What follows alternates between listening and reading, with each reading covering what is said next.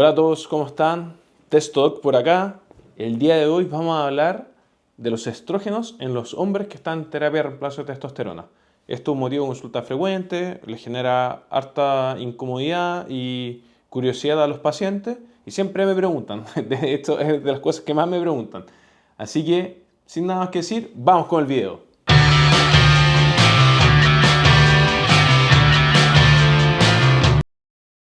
Entonces, brevemente, vamos a hablar qué son los estrógenos. Los estrógenos son hormonas esteroideas, igual que la testosterona, que típicamente lo relacionamos con las mujeres, que tienen un importante rol en el desarrollo sexual femenino, sobre todo en la parte de la fertilidad, en el caso de las mujeres, el ciclo menstrual, pero que en los hombres también tienen, porque son hartos tipos de estrógenos, una serie de funciones que permiten que nuestro organismo funcione de manera adecuada. Spoiler alert, por eso no hay que suprimirlos y por eso no es malo tener los estrógenos en niveles normales o normal alto, dependiendo del hombre, cuando estamos utilizando terapia de reemplazo de testosterona. Los estrógenos, tienen diversas funciones. Si vamos de arriba hacia abajo, en el sistema nervioso central existe un ratio que nosotros manejamos que es de testosterona a estrógeno de 10:1, y esto genera que, en los hombres por supuesto, y esto genera que tengamos un buen ánimo, tengamos un buen líbido, que tengamos energía, que nuestra parte de salud mental se mantenga lo más parejita posible. Y cuando existe un desbalance de este ratio de testosterona y estrógeno, se generan distintos tipos de complicaciones. A nivel cutáneo existe cierta regulación en la producción de sebo. Se sabe que los andrógenos son los que estimulan la glándula sebácea para, en el fondo, para sintetizar más sebo y lo asociamos a piel grasosa y acné, pero también los estrógenos cumplen un rol en regular esta cantidad de sebo. Incluso en algunos pacientes el mismo exceso de estrógeno puede generar acné. En las mujeres también, entonces hay que tener cuidado. En el hueso en nuestro sistema siempre está en una batalla entre que generamos hueso nuevo, sintetizamos nuevo hueso, o lo rompemos para liberar calcio a la sangre. Y eso es un capítulo entero de endocrinología, pero los estrógenos cumplen un rol fundamental acá, estimulando la síntesis de hueso. Muy bien. También existe una parte de los estrógenos que ayuda a la salud de los tendones, ¿ya? Y aquí, como anécdota, muchos fisiculturistas o deportistas de alto rendimiento que utilizan esteroides finalmente para mejorar el rendimiento físico y utilizan bloqueadores de estrógeno, en ellos la incidencia de ruptura de tendones es mayor. Así que hay que tener cuidado, ¿ya? Me estoy adelantando un poquito, pero así va saliendo el video. En la parte cardiovascular podemos hablar de tres cosas. Lo primero es que en los vasos sanguíneos estimula la vasodilatación y eso permite una mejor perfusión de la sangre a los tejidos. Aumenta el colesterol tipo HDL, que es el colesterol bueno, el que nos protege contra los eventos cardiovasculares, el que nos protege contra un infarto, un accidente cerebrovascular, etc. Y también estimula la síntesis de factores de coagulación. Entonces, eso siempre hay que tenerlo en mente porque se puede complicar un paciente. ¿Cómo afrontamos a un paciente que llega a la consulta, que está en TRT y que dice: doctor, me salieron los estrógenos altos, ¿qué hago? Lo que más importa es la historia clínica del paciente. Entonces, uno parte con los antecedentes del paciente, qué enfermedad tiene, si tiene algún tipo de cáncer, qué medicamento está utilizando. Y específicamente en la testosterona, uno pregunta qué testosterona está utilizando, qué dosis está utilizando. Espero que hartos pacientes vean este video de los que me han venido a ver, porque a veces llegan con dosis que no son de TRT, que son de fisiculturista. Entonces, hace poco me pasó un paciente lleva utilizando trembolona en una dosis por las nubes como TRT finalmente. Entonces importa mucho, porque a mayor dosis del andrógeno que sea, ya sea enantato, sustanón, cipionato o trembolona, como fue en ese caso, a mayor cantidad de andrógeno que yo aporte al sistema, más cantidad de ese andrógeno se va a transformar en estrógeno. Sobre todo en un paciente que tiene sobrepeso o que tiene obesidad o que recién está partiendo con la terapia de reemplazo de testosterona. Entonces hay que estar atento a ese tipo de cosas. Y acompañado de la dosis que esté utilizando el paciente, tenemos que saber cuál es la vía de administración. La mayoría utiliza vía intramuscular, que es lo más típico que me ha tocado. Y a mí personalmente me gusta más la vía subcutánea. La vía subcutánea, como vamos a ver más adelante, tiene hartos beneficios. Otra cosa que hay que preguntarle al paciente es cómo fue la pubertad del paciente. Porque si el paciente tiene antecedentes de ginecomastia, que en la pubertad tuvo alguna molestia cuando se ponía la camisa para ir al colegio, le irritaba el pezón, o directamente tuvo una masa en un lado o en los dos lados y después se desapareció, si el paciente se operó de ginecomastia, tenemos que tenerlo presente. Porque cuando iniciemos una TRT, va a ser como una segunda pubertad para el paciente. En el fondo el paciente está hipogonádico, tiene la testosterona por el piso, nosotros estamos aportando TRT de nuevo. Si el paciente más encima tiene sobrepeso u obesidad, parte de esa testosterona se va a transformar en estrógeno. Y si la dosis es mayor, va a haber mayor cantidad en nuestro sistema y mayor cantidad para que se transforme a estrógeno. Entonces, en la práctica, llega el paciente a la consulta, doctor, vengo al control, ¿sabe qué? Los estrógenos me salieron por las nubes. Ya entonces hicimos el barrido inicial. ¿Cómo podemos manejar esto? Lo primero es saber con qué método de laboratorio se midieron esos estrógenos. El gold standard, en el fondo lo número uno, lo que mejor cuenta los estrógenos, es la medición con LCMS en inglés, que es Liquid Chromatography Mass Spectrometry. Es una técnica de dilución que mide específicamente el estradiol de manera ultrasensible. Y el estradiol es el estrógeno más abundante en nuestro cuerpo, ¿ya? Es el principal tipo de estrógeno que tenemos. Entonces, por lo menos en Chile, la mayoría, y irá en el mundo, según lo que hemos conversado con el doctor Tomás O'Connor, no utiliza este método para medir el estrógeno. Por lo tanto, la mayoría de las veces sale contaminado. Entonces, muchos pacientes que están en TRT, están con dosis alta, pueden marcar parte de los andrógenos o están utilizando algún otro, o hay pacientes que no en TRT, pero que utilizan más de un anabólico y los estrógenos salen altos y finalmente es por contaminación, porque se realizó una medición con inmunoensayo, es lo más frecuente, insisto, al menos en Chile. Entonces eso tenemos que saber. 2. ¿El paciente tiene algún síntoma por este exceso de estrógeno o el paciente está impecable, se siente bien? Entonces vamos a investigar si es que el paciente tiene alguna alteración de salud mental, si ha estado más frágil, más lábil emocionalmente, si es que hizo algún aumento de dosis y no nos comentó, esto es algo frecuente también. Muchos pacientes creen que más testosterona se van a sentir mejor, pero entre ellos, de manera sin comentarle a su médico tratante, parten aumentando la dosis y se sienten bien, hasta que tienen mucho estrógeno en su cuerpo y finalmente cae el alido, se sienten mal a él emocionalmente, andan irritables y no saben por qué. Y ahí está la causa. Tenemos que ver también cómo está la piel del paciente, si el paciente se ha notado con más acné de lo normal, si es que el paciente se siente hinchado. Esto es típico. El exceso de estrógeno puede generar edema. Y edema que los pacientes describen generalmente en la cara, como realmente que sienten la piel más gruesa, se sienten como que hubiesen subido de peso, pero solo en la cara. Y en las piernas, sienten que se ponen el calcetín, ven, y el calcetín le empezó a quedar marcado, se ponen los dedos, uno hunde los dedos. A todos los pacientes que vemos acá en la clínica, cuando lo examinamos buscamos edema, ellos saben. Y tenemos que también ir a buscar ginecomastia de manera dirigida. Ahora, la ginecomastia no es tan fácil de examinar y muchas veces uno va a buscar un botón mamario, una masa debajo del pezón, como una lenteja o un poroto, y a veces se palpa y a veces no.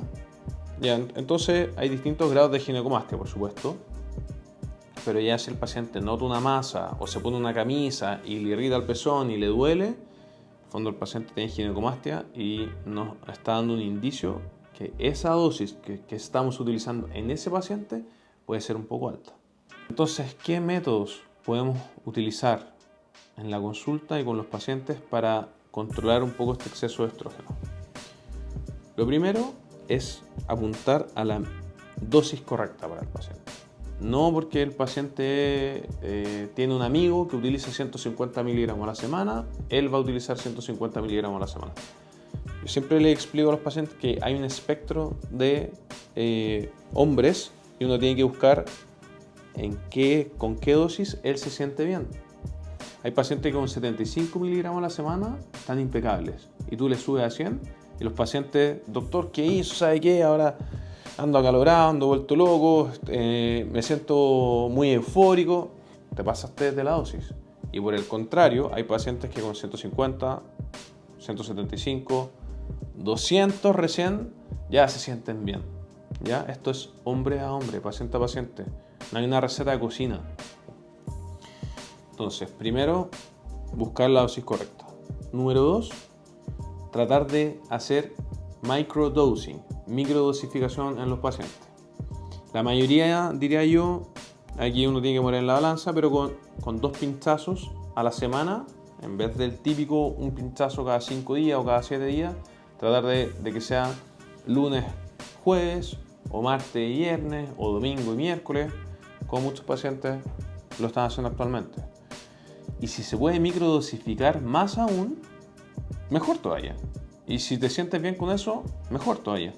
Lo único que uno tiene que ser claro con los pacientes y ver que sea sostenible en el tiempo. O sea, si hay pacientes que se inyectan de lunes a viernes o hay otros todos los días con dosis realmente pequeñas, puntos, por ejemplo 0.005, y lo pueden mantener en el tiempo, está bien. Si el paciente se siente bien y no tiene síntomas, no hay problema, ¿ya? Entonces, microdosificación. Puede ser 2 veces a la semana, puede ser 3 veces a la semana. Hay que ir buscando el número perfecto para ti.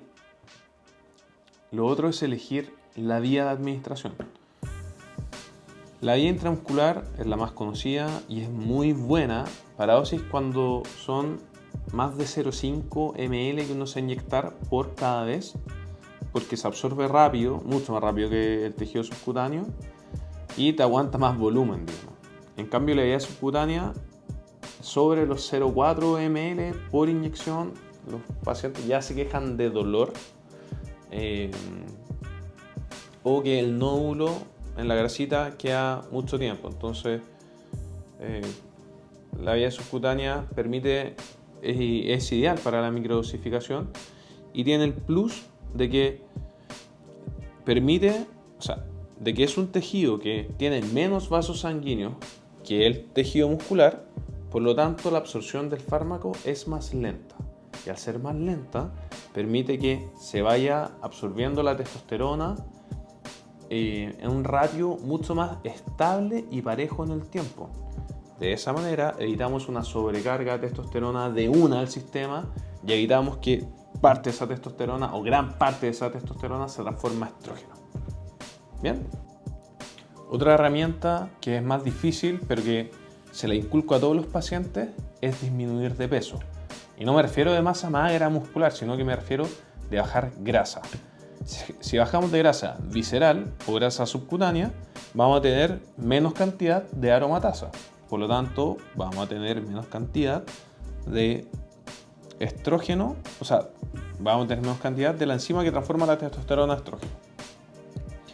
¿Cómo hacemos esto de la manera práctica, clínica, más fácil posible? Muchos dirán HIIT, muchos dirán, por supuesto, obvio que un déficit calórico, eso es algo que tiene que existir para bajar de peso, pero la manera más fácil es hacer un cardio tipo LISS, es decir, un cardio de baja intensidad, estable y prolongado en el tiempo. Lo mejor es hacer una caminata diaria de más o menos 45 minutos todos los días. El cuerpo humano, dependiendo de la intensidad del ejercicio que hagamos, es cómo elige el sustrato energético que va a utilizar para hacer ese ejercicio.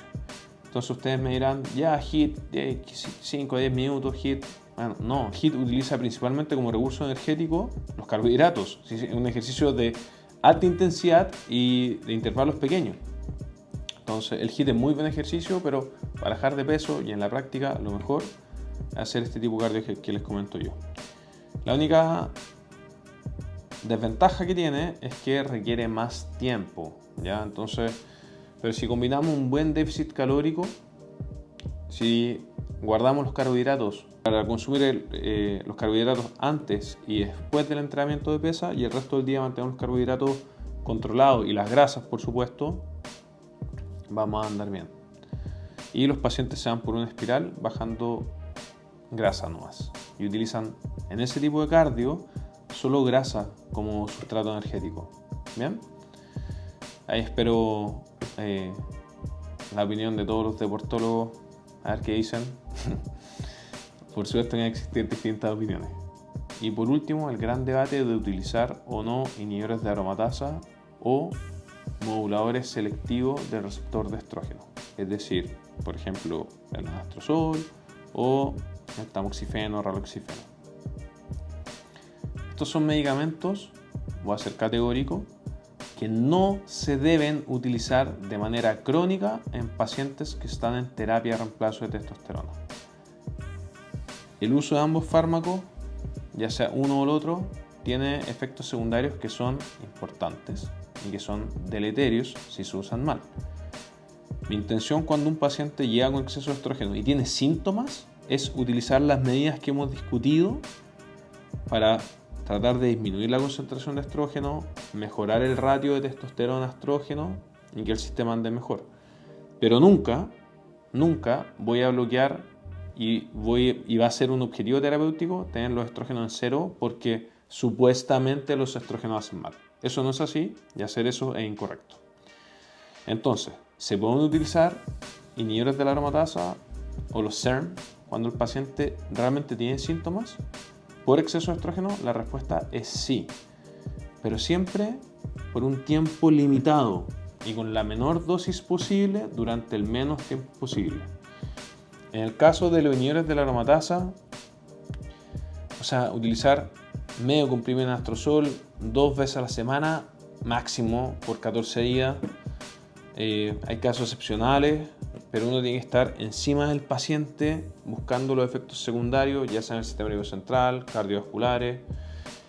Y en el caso, sin mencionar por supuesto osteoporosis, si es que se utiliza de manera crónica. Y en el caso específicamente del tamoxifeno, obviamente están las náuseas, están las diarreas que se pueden producir o vómitos en algunos pacientes. Y la idea es utilizarlo principalmente cuando el paciente presenta ginecomastia. De nuevo, ¿cuánto tiempo y qué dosis?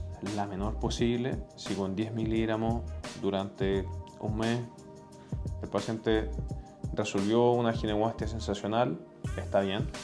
Ahora, en la ginecomastia real, es decir, con masa,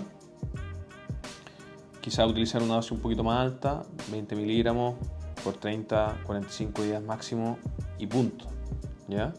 Hay que recordar que el uso del tamoxifeno en la ginecomastia tiene harta evidencia científica, pero igual su uso es off-label. Entonces, aquí el consejo es, si vas a utilizar eso, que sea guiado con un médico, que sea atento a los posibles efectos secundarios y con un control regular. Y no hacerle caso a alguien que en el gimnasio te dijo no, porque usáis, Sustanon 250 a la semana, 1 ml toda la semana, sí o sí tienes que tomar un inhibidor de la aromatasa o sí tienes que tomar tamoxifeno. Porque a mí me ha tocado ver pacientes que durante más de un año han estado utilizando o inhibidor de la aromatasa o tamoxifeno. Y eso tiene mayor riesgo de trombosis venosa profunda, mayor riesgo de ruptura de tendones, mayor riesgo de accidentes cerebrovasculares o de cualquier evento trombótico o tromboembólico. Entonces, tienen que tener cuidado con eso, ¿ya? Bien, espero que este video les haya gustado. A mí me entretuvo mucho hacerlo. Yo creo que cada ítem de los que hablé podría ser un video específico cada uno de esos, pero a modo general me parece bien. Así que nos estamos viendo en el próximo video. Nos vemos.